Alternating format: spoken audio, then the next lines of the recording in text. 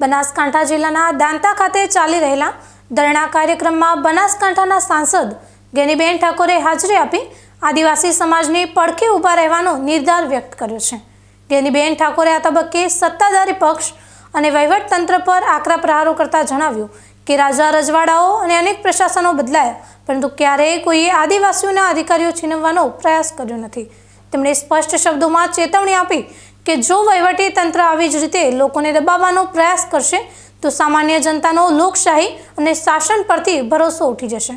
કાર્યક્રમ દરમિયાન મીડિયા સાથેની વાતચીતમાં સાંસદે પોલીસ તંત્રની કામગીરી પર સવાલો ઉઠાવતા કહ્યું કે પોલીસ તો માત્ર સરકારનું સાધન છે અને ઉપરના દબાણ હેઠળ તેમણે આવા સંઘર્ષોમાં ઉતરવું પડે છે। જે મહિલાનું મકાન તોડવામાં આવ્યું છે અને જેની જમીન ખોદી નાખવામાં આવી છે તે મામલે તંત્ર દ્વારા તટસ્થ તપાસ કરી પેરેલલ ફરિયાદ દાખલ કરવામાં આવે તેવી તેમણે માંગ કરી હતી। ગેનીબેને દુઃખ વ્યક્ત કરતા જણાવ્યું કે જ્યારે રક્ષક જ ભક્ષક બની રહ્યા હોય ત્યારે લોકોને મજબૂરીવશ ધરણા પર બેસવું પડે છે। આ લડાઈમાં આદિવાસી સમાજ એકલો નથી, પરંતુ સમગ્ર દાંતાના તમામ સમાજો અને કોંગ્રેસ પાર્ટી તેમની સાથે છે। 13 તારીખે દાંતા આદિવાસીઓના જે મૂળભૂત અધિકારો, જે પ્રકૃતિ સાથેનો એમનો નાતો અને પરંપરાગત આટલા રાજા રજવાડાથી કરીને અનેક પ્રશાસનો બદલી ગયા, પણ જે એમના હકને અધિકારો જે હતા એ ક્યારે કોઈ છીનવવા માટેના પ્રયત્ન કર્યા નથી।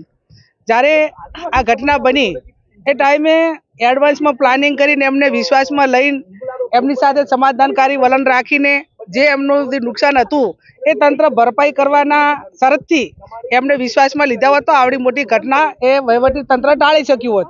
પણ ક્યાંક ને ક્યાંક સમગ્ર દેશમાં અને સમગ્ર જિલ્લામાં પોલીસ એ એમનું સાધન છે તમામ પ્રકારમાં, અને એના કારણે નિર્દોષ પોલીસવાળા પણ હોય અને સરકારના ઉપલા અધિકારીઓના કારણે વહીવટી તંત્રના સરકારના દબાણના કારણે એમને આવી જે જગ્યાઓ હોય એમાં સંઘર્ષમાં એમને જવું પડતું હોય છે।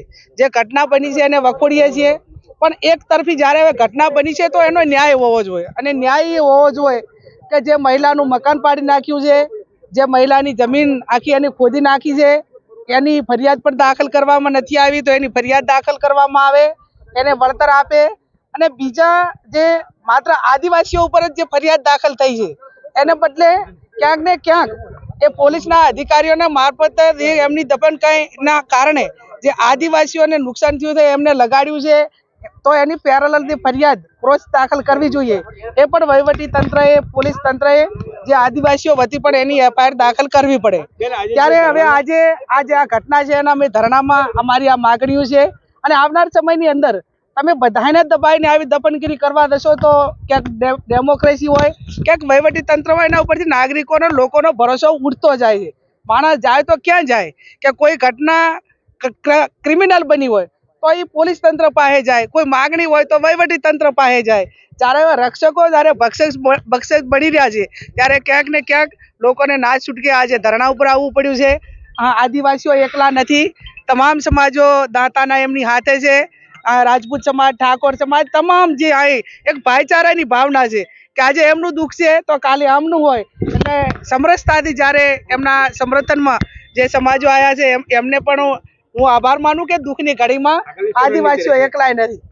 આવનાર સમયની અંદર આદિવાસીઓને અને જ્યાં પણ અન્યાય થાય છે ત્યાં ન્યાય નહીં મળે તો કોંગ્રેસ પાર્ટી એમને ન્યાય અપાવવા માટે કાયમી લડી છે અને આવનાર સમયની અંદર પણ લડશે। અને આના માટે પણ જ્યાં સેન્ટ્રલ ગવર્મેન્ટમાંથી કરીને વહીવટી તંત્રમાં જ્યાં દંડ દોરવાનું હોય ત્યાં દોરીને અમે એમની સાથે છીએ।